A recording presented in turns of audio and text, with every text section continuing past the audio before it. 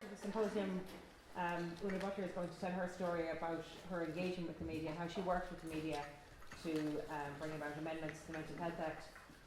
Some of you may not know Una lost her husband John and her two daughters Ella and Zoe to murder-suicide in November 2010.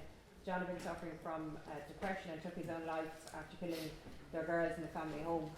Since then, Una has worked with the media to campaign for greater involvement of families in mental health treatment programmes. So welcome and thanks very much for being here.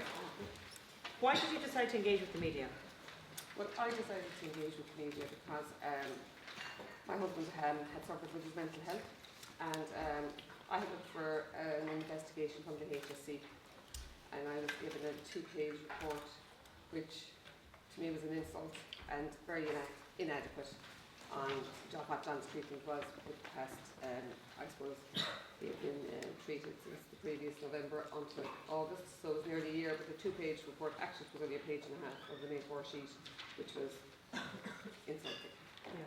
So that's why I looked for an investigation. I had gone up to Leinster House, I'd written to politicians, I wasn't getting any kind of response from the HSE, and I thought, I'd take, I suppose, the opportunity of availing of the media, because the media, I feel, have such a powerful place in society portraying the messages to the public. And I suppose really by going to the media, that's the reason I got an investigation at the end. It did take 5 years after my family's tragedy to get that report, but the only reason I got that report was because I went public.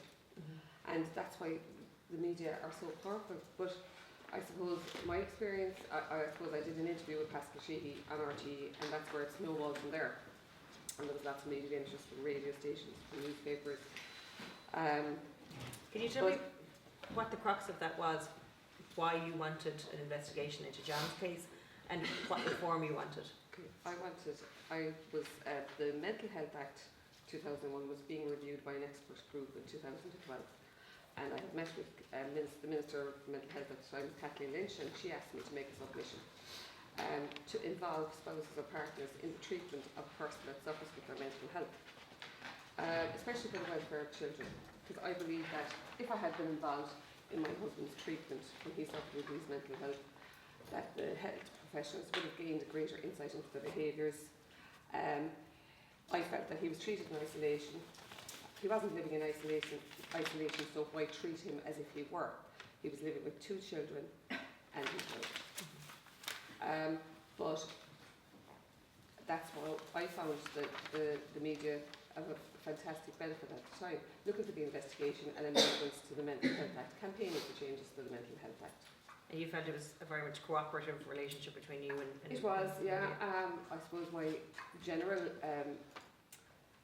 the media have been very good to me. I'm very thankful for what they have done on creating awareness for mental health, campaigning for changes. I think if it's not in the media, the politicians have no interest. I do believe that there is some inaccurate reporting. I've had journalists write stuff that's just not true about me, so I rang up an editor of paper to say I wanted an apology and I wanted it printed, but the danger is the damage is done. People that read the piece on the paper and it's not true, they might never read the apology that's printed a few days later. I suppose photographers as well, the day of the funeral, of my husband's funeral, I remember stopping by where he had crashed into the wall. There wasn't a photographer in sight, yet I could hear click click, and the following day in the paper there was a big picture. So I do feel that was very invasive. I've had another journalist write a chapter about our family, which she never contacted me or whatever, and I felt that I was very hurt by what she said about my children. How could she know anything about my children, because she never asked me, and what she did write wasn't true anyway, so I was very hurt by that. But overall, the media, they have a powerful position, and I'm very thankful for getting the investigation, which should have been automatic by the HSE in the first place, I think. And unfortunately I had to go to the media to do this. And you've also spoken to with me before about you're concerned about an element of underreporting by journalists. Can you expand a little bit on that? I suppose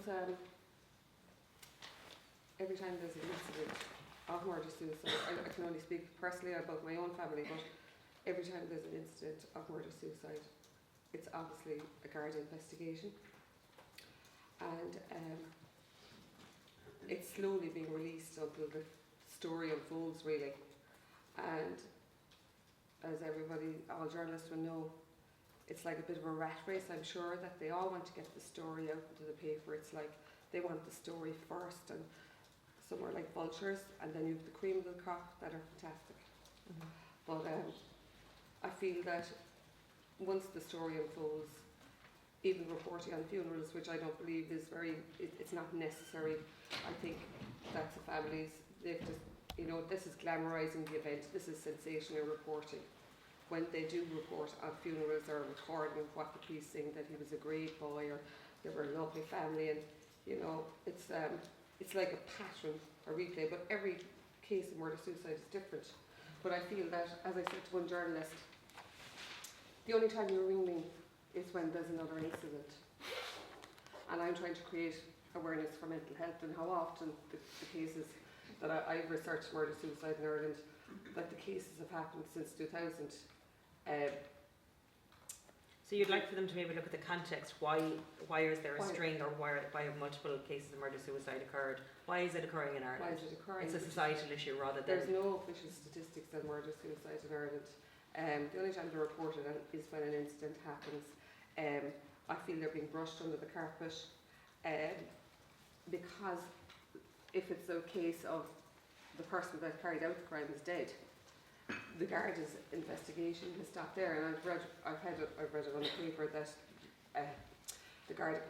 some guards said that their investigation stopped there, and so no one held accountable. And then it's down to the perpetrator, was he suffering with his mental health? But then I feel that's the other side of the coin. If it's like 60% of the cases of murder-suicides since 2000, the person that carried out the crime, the perpetrator, had a history of a psychiatric illness. Like, the statistics speak for themselves. There's not enough research going into them in order to learn from these horrific, absolutely cruel tragedies. And I suppose with the media, it's their profession, it's an unemotional attachment, and they get their story, they put it out there, but the family have to live on and suffer the horrendous loss of their family. They should be more, have a bit of empathy, have a bit of respect and dignity. And can I ask you now, how do you think that the issue of murder-suicide is understood or treated by society at large? Well, I feel, as a lot of, even me reading about a murder-suicide, it's so hard to comprehend because it's such an unnatural. Specifically, I suppose, where children are concerned. How can a parent kill a child? It's just, like, I never thought my husband would kill my children. He never hurt us. So how can anybody else comprehend, killing a child, especially, but there's murder-suicide cases where adults have only been involved as well. It's not particularly all children. But do you feel that perhaps the public are a little bit reticent in reading about it, yes, or in engaging with the phenomenon of murder-suicide? Yeah, they don't want to read about it. It's gruesome. Who wants to read something so gruesome as that? Mm-hmm. So unfortunately, I suppose, and this is an awful thing to say, but maybe it's not a seller for the newspapers, and that's what they're about at the end of the day, as well as sales, unfortunately. But they have a very powerful job to do as well, and report accurately on these murder-suicide cases, but the public also need to know how often these cases are happening. And they're not being researched often enough, they're not being reported on, only if there's another incident, again, unfortunately, which is, they're actually increasing. There's one case roughly once every year and a half now. I'm going to finish with this question. There are obviously powerful media stakeholders here in the room. What's the message that you want to give to them? You have to repeat that now, just like a good blanket, sorry. There's powerful media stakeholders here in the room with us today, and journalists. What's the message you want them to come away with? I'd just like to say that you're in such a powerful position. I suppose, having spent the past 3 years in college for social science, a degree in social science, all my lecturers were saying, read the papers, read the papers, read the papers to learn about it. So I suppose after reading a lot of the papers, I had read articles about myself. There was a few inaccuracies. So please accurately report on murder suicides. It's fantastic that you're creating so much awareness for mental health, because I think the more you report on the prevention methods for mental health, the more people will, I think the stigma hopefully will listen. Yeah. So, Okay. Thanks, Una.